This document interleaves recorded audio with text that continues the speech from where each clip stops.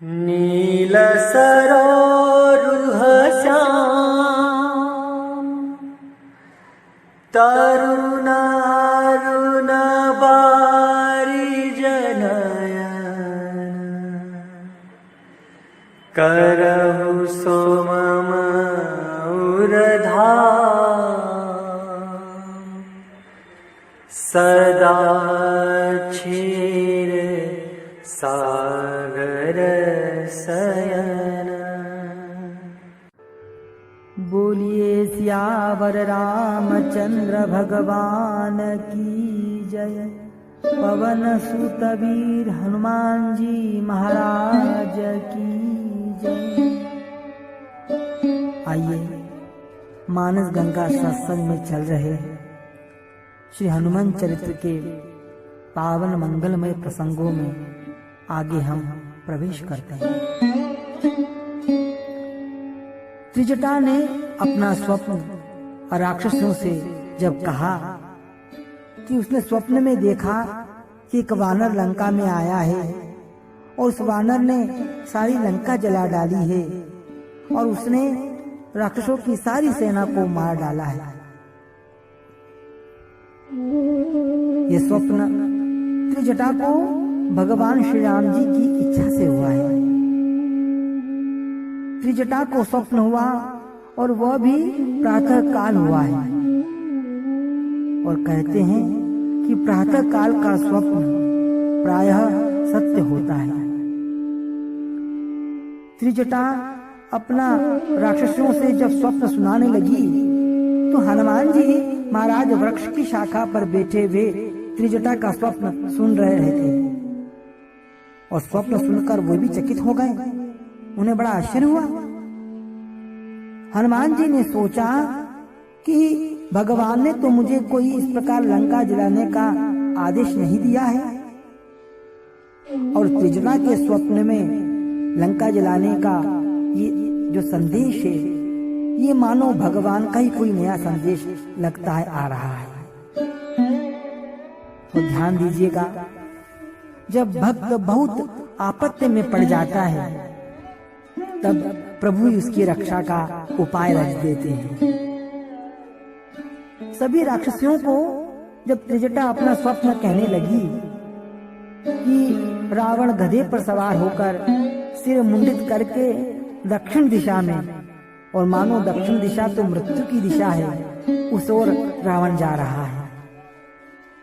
विभीषण को लंका का राज मिल गया है और पूरे नगर में भगवान श्री राम की जय जयकार हो गई है।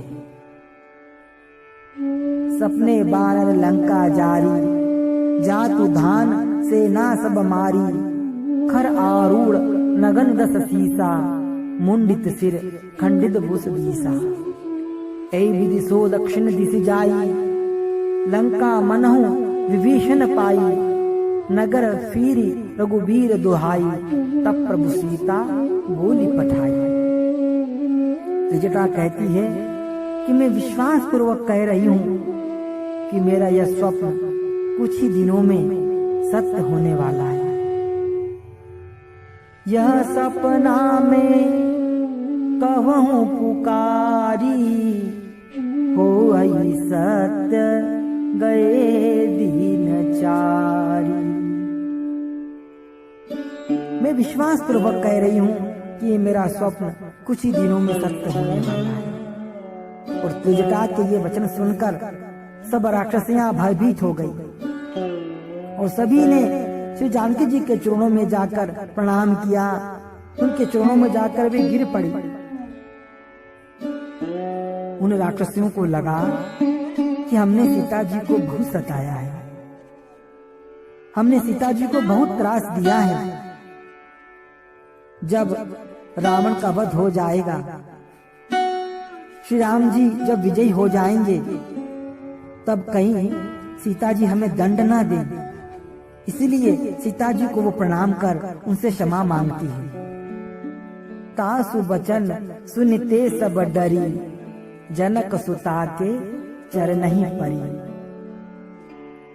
जैसे ही राक्षसियों को पता चला कि रावण का वध होगा, विभीषण को राज्य मिलेगा, तो तुरंत उनका व्यवहार परिवर्तित हो गया। इसी प्रकार जैसे सरकार बदल जाए तो जो चाटुकार लोग होते हैं वो तुरंत बदल जाते हैं। जिसकी सरकार उसके गुण गाने लगते हैं।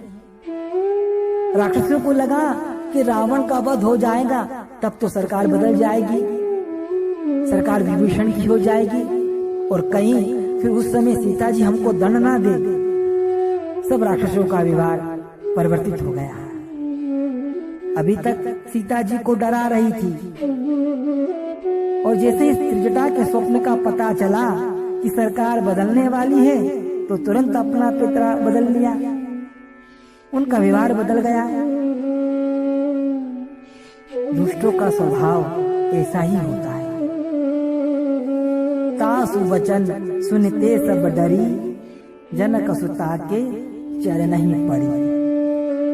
सब राक्षसियां सीता जी के चरणों को प्रणाम कर जहां तहां चली गई। हमारे जीवन में भी जब हम भगवान के पूर्ण विश्वास में रहते हैं और विश्वास पूर्वक जब हम भगवान का भजन करते हैं तो भगवान हम सबकी रक्षा करते हैं और हमें मार्गदर्शन प्रदान करते हैं। अब आगे कथा में क्या होता है, त्रिजटा और सीता जी के बीच क्या संवाद होता है, कल हम कथा में श्रवण करेंगे। आज इतना ही।